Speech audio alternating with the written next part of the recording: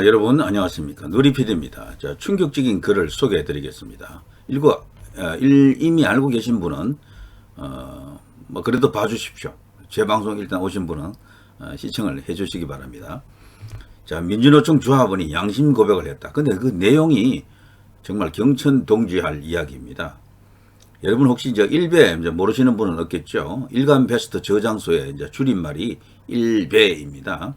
한때 우리나라에는 이 우익을 걸핏하면 좀 공격적인 우익, 전투력 있는 우파를 이렇게 욕할 때 혹은 비난할 때 너 일배지 이런 식으로 공격합니다. 근데 일배를 가끔씩 이렇게 눈팅을 한번 해보십시오. 그게 절대 수준 낮은 사이트가 아니고요. 그 폐륜 그런 데가 아닙니다. 그런 글도 좀 있고 이제 그건 많이 정리가 됐고 요즘 그런 게 눈에 띄지 않는다 그래요.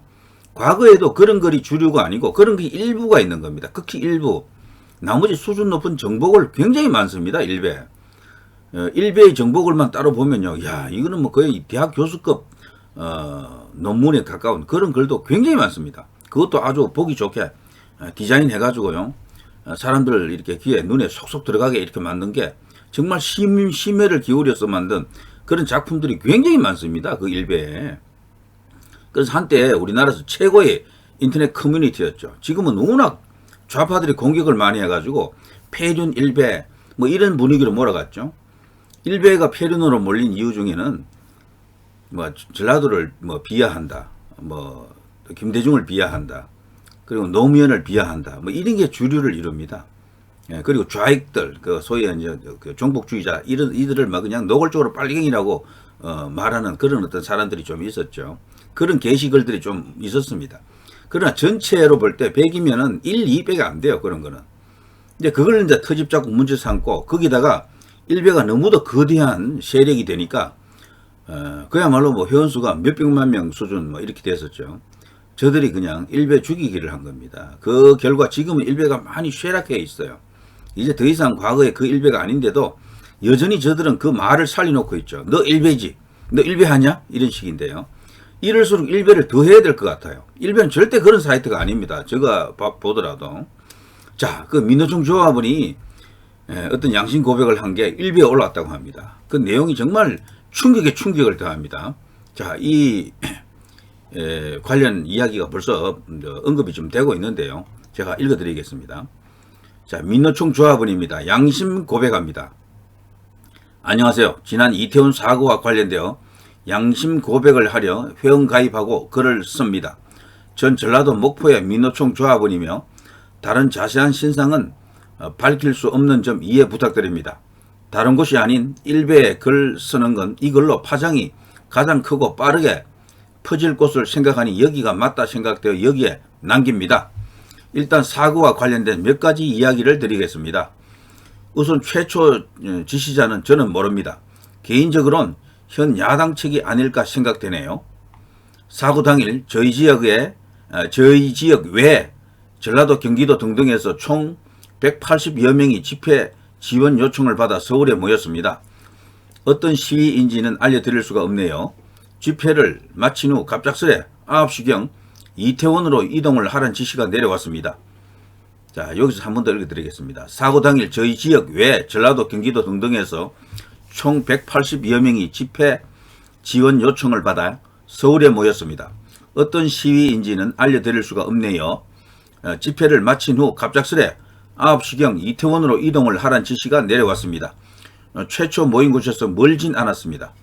저희 지역 사람들은 아무도 이 일정을 몰랐고 갑자기 내려온 지시에 다들 투덜거리며 사고가 난 근방으로 이동하였습니다.